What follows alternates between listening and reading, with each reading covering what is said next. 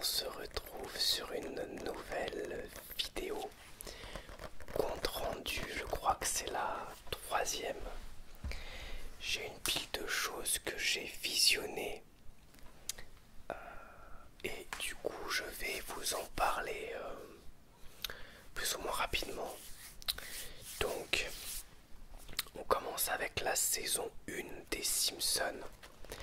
Là, je vais vous faire une petite review, épisode par épisode. Bon, déjà, sur la globalité de la saison, j'ai adoré.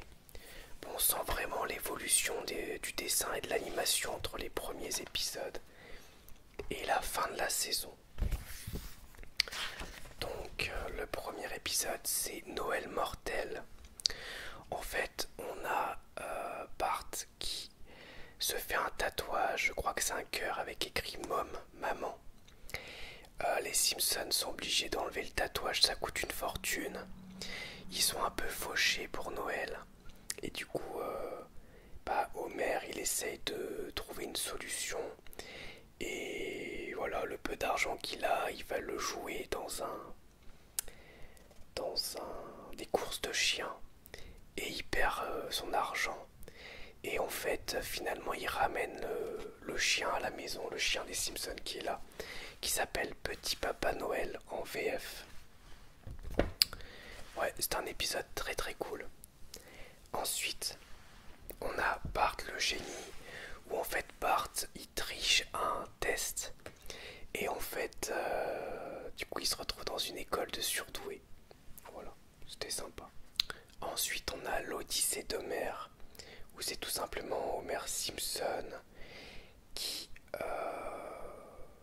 qu'est-ce qu'il fait déjà? Ah oui, qui fait des manifestations, tout ça. Et puis il se passe plein de trucs. Ouais, je crois qu'il est sympa. Simpsonothérapie, c'est les Simpsons qui font une thérapie familiale, mais ça fonctionne pas du tout. Terreur à la récré. Ah oui, Bart il protège sa sœur de voyous, je crois notamment de Nelson.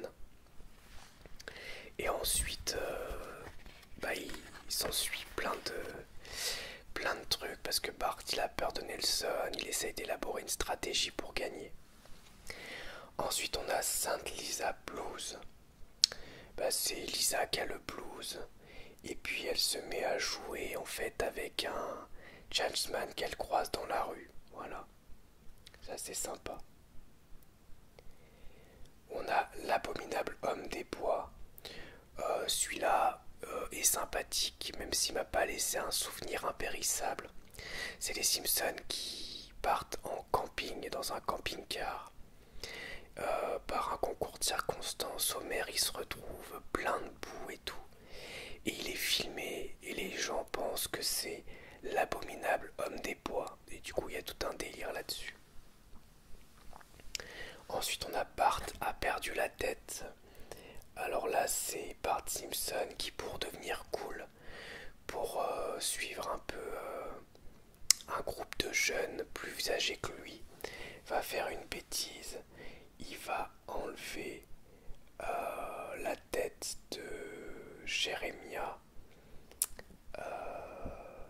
le héros un peu, le fondateur de Springfield. La statue, il va enlever sa tête. Du coup, il y a toute la ville qui est aux trousses de la personne qui a enlevé la tête du héros de la ville. Il se trouve que c'est Bart et il se passe des choses. On a un petit... vers la fin de l'épisode d'ailleurs, on a un discours de Bart qui est assez touchant. Ensuite on a Marge perd la boule. C'est Marge qui se sent un petit peu délaissée par Homer, qui va faire du bowling et qui rencontre un homme et il se passe... voilà, elle va finalement retourner vers Homer. Ensuite c'est un atome de bon sens. C'est Homer qui devient célèbre à son insu parce qu'il est pris en photo en train de faire la danse du ventre avec une danseuse un peu sexy. Et la photo fait le tour de la ville et du coup il se passe pas mal de choses. Déjà entre Homer et Marge évidemment. mais aussi avec Monsieur Burns qui demande à Homer des conseils pour draguer les femmes. Ensuite, on a l'espion qui venait de chez moi. Alors celui-là était marrant. En fait, c'est Bart qui part en France et pendant le même temps, il y a un Albanais qui vient dans la famille des Simpsons. Donc l'Albanais, c'est un espion qui essaie d'avoir des informations sur les États-Unis. Et Bart, il est dans une espèce de famille d'agriculteurs cassos horrible. Il est exploité, c'est un esclave et tout.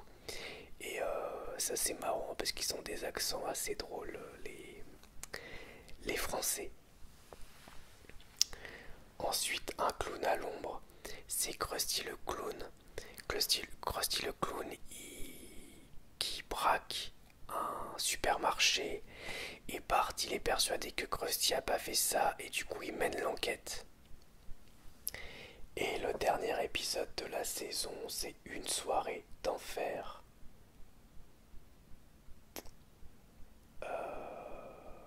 Et bah je crois que... Est-ce que je l'ai vu? Bah je crois que je l'ai pas vu. Je crois que celui-là je l'ai loupé.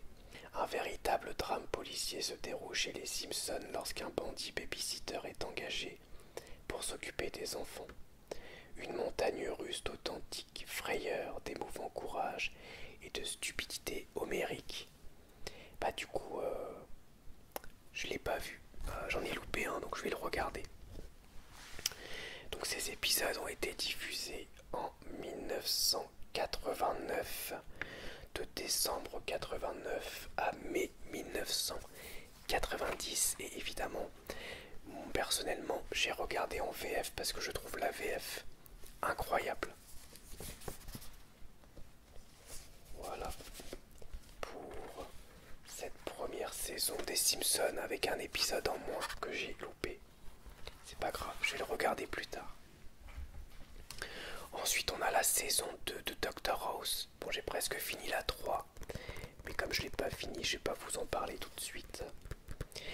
Alors, ben, c'est toujours aussi bien. On s'attache un petit peu aux personnages secondaires, que ce soit Chase, Cameron, Wilson, etc. Mais bon, ce qui fait le charme de la série, c'est évidemment le docteur Gregory House qui est toujours aussi génial, qui est cinglant, qui est drôle. Ça se concentre beaucoup sur une ancienne relation amoureuse de House qui s'appelle Stacy, avec une espèce de rivalité entre lui et le nouvel homme de Stacy. Et on a déjà des grosses problématiques aussi sur l'addiction présumée de House et sa blessure. Il y a notamment un épisode assez génial vers la fin où House se fait tirer dessus par un ancien patient et il se passe pas mal de choses par rapport à lui. Ouais, vraiment c'était bien. Je sais plus trop ce qu'il y a comme épisode. Je regarde vite fait s'il y a des épisodes qui m'ont marqué en particulier. Mais ouais, c'était très bien. Ouais, il y en a un avec un médecin un peu qui fait comme du bénévolat contre la tuberculose en Afrique, qui est très connu et du coup aussi il l'apprécie pas trop, il le trouve hypocrite. Il y a aussi tout un épisode avec une top modèle que j'ai beaucoup aimé. C'est un épisode où il y a une fin qui est assez inattendue pour le coup et qui est assez géniale. Et puis, ah oui, il y a deux épisodes qui vont ensemble où on a un policier qui est malade et qui contamine le docteur Foreman. Et du coup, il y a tout un truc avec ça. Il y en a deux, en fait, deux épisodes qui vont ensemble. Donc en tout, ça fait presque 1h30, quoi, 1h20. Et ça, c'est vers la fin de la saison. Et je l'ai trouvé vraiment très très bien aussi. Il y a une grosse tension. Voilà, la saison 2 de Dr House. Et puis dans la prochaine prochaine vidéo compte rendu, je vous parlerai de la saison 3. Ensuite, on a Saw 10. Saw 10 que je vous avais présenté évidemment dans les derniers achats. Et ben, je l'ai revu du coup peu de temps après. Et franchement, j'ai encore adoré le film. Je trouve que ça fait partie des meilleurs sauts avec le 1, 2, 3. Il y a vraiment de très bonnes idées. Bon, la mise en scène fait parfois un peu téléfilm, mais c'est propre. Par contre, les pièges sont cool, même s'ils sont pas forcément incroyables. Mais surtout, on s'attache au personnage de Jigsaw avec toute une problématique sur le cancer. En fait, il veut se faire soigner du cancer et puis il se fait arnaquer. Et ensuite, il y a toute une histoire de vengeance. Alors, évidemment, il y a des choses assez prévisibles. On peut se douter de beaucoup de choses, mais il y a aussi des choses imprévisibles. Mais vraiment, c'est très bien fait et j'ai passé un très bon moment. Et si vous cherchez du gore, il est dans la moyenne haute des sauts, je trouve. Ensuite, on a le film Audition que j'ai regardé hier. C'est un film très particulier. Donc en fait, c'est un homme qui est veuf, donc qui a perdu sa femme. Et avec un ami, il monte un faux casting pour rencontrer plein de femmes et pour trouver la femme qui remplacera entre guillemets sa femme, quoi. Il tombe amoureux de... comment elle s'appelle, de Asami Yamazaki. Sauf que elle cache des secrets étranges. Alors pendant tout le film, enfin on va dire pendant les 3/4 du film, c'est un drama relativement classique. On a quelques petites pistes, qu'il y a des choses qui ne vont pas, mais dans l'ensemble c'est une histoire d'amour un peu chelou. Mais sur les 30 dernières minutes, ça part dans un délire et il y a des scènes extrêmement gore. Il y a une scène extrêmement gore, vraiment, et assez cruelle, qui d'ailleurs irait très bien dans ce film. Et d'ailleurs, ils ont écrit accord parental, mais je crois qu'en vérité, le film est interdit aux moins de 16 ans. Donc, c'est de Takashi Miike. Voilà, je sais maintenant comment ça se prononce, j'ai cherché sur internet.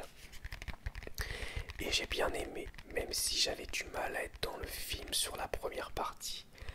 La fin, elle m'a soufflé et honnêtement, elle m'a fait grincer des dents. J'ai vu beaucoup de choses assez gore, mais j'avoue que la façon dont c'était filmé et tout, ça m'a... C'était costaud, c'était costaud. Voilà, Audition, j'ai plutôt bien aimé. Content de l'avoir vu en tout cas. Ensuite, j'ai revu Contagion. Alors, je voulais m'offrir le Steelbook 4K à 30 balles. Puis après, j'ai vu que finalement, il n'y avait pas un upgrade vraiment très haut entre le 4K et le Blu-ray.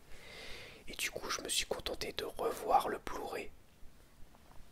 J'ai beaucoup aimé. Alors, je l'avais déjà vu 2 fois. Je l'avais vu au cinéma à la sortie. Et je l'avais revu avec ce Blu-ray justement. Il est sur Netflix d'ailleurs si vous voulez le voir, ce film. C'est un film catastrophe assez précurseur, je trouve, puisqu'en fait ça nous explique la propagation d'un virus et comment la société essaye de l'endiguer, la réaction des gens, etc. Donc c'était un film un peu précurseur qui a fait son petit buzz plus tard avec le Covid, évidemment. Mais ce film est sorti en 2011 et j'ai beaucoup aimé. Il dure 1h45, c'est très rythmé. C'est un film choral, donc on passe d'un personnage à l'autre, des personnages qui ont des rôles différents les uns des autres. Et il y a pas mal de personnages qui meurent aussi parce que le virus est mortel. Et donc le film est à la fois assez cruel, en même temps touchant, en même temps très intéressant sur comment ça peut fonctionner, que ce soit les virus ou la fabrication de vaccins, la communication des médias, le complotisme, tout y est vraiment traité en 1h45 et je trouve que c'est un très bon film, je vous le conseille. Le casting en plus est génial.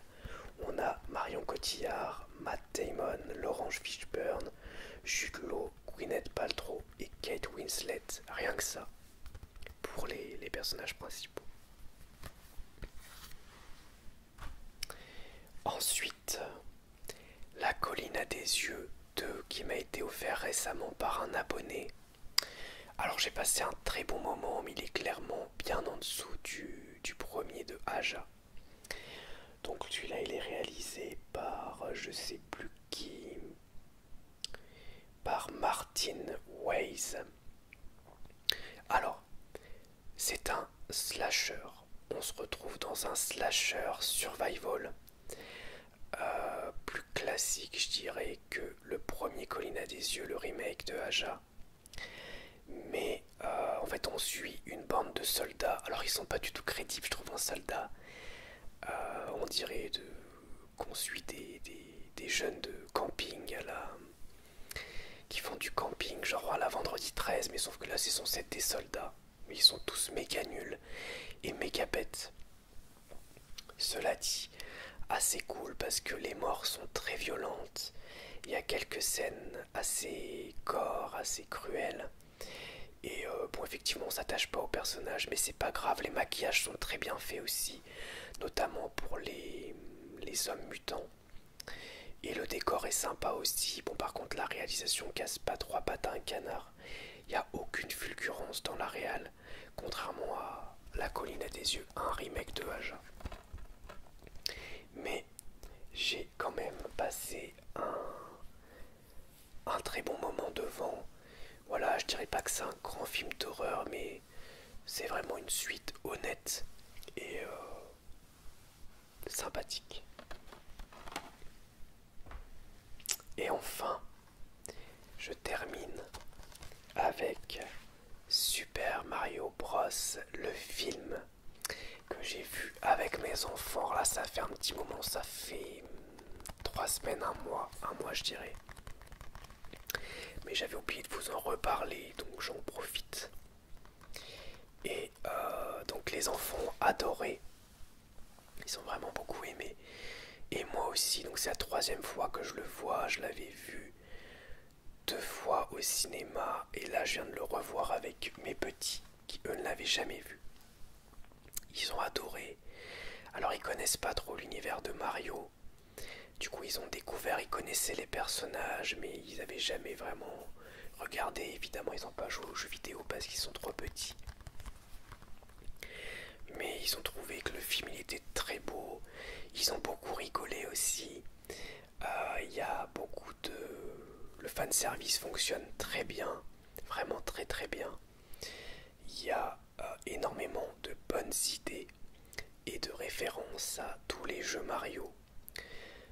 C'est très rythmé aussi, on n'a pas le temps de s'ennuyer. Franchement, c'est top. Donc là, c'est la version 4K, je suis content de l'avoir parce que le film est magnifique. Sur ma télé, avec les couleurs et tout, ça rendait trop bien. Vraiment, je vous conseille ce film d'animation, que vous ayez des enfants ou non d'ailleurs. De toute façon, si vous aimez Mario, je suppose que vous l'avez déjà vu. Mais c'est vraiment un très bon film d'animation. C'était très sympa de le revoir. Voilà, c'était cool. Voilà donc pour cette 3e vidéo compte rendu. J'espère que ça vous aura plu. Et je vous dis à bientôt pour une nouvelle vidéo ASMR. Au revoir, merci à tous.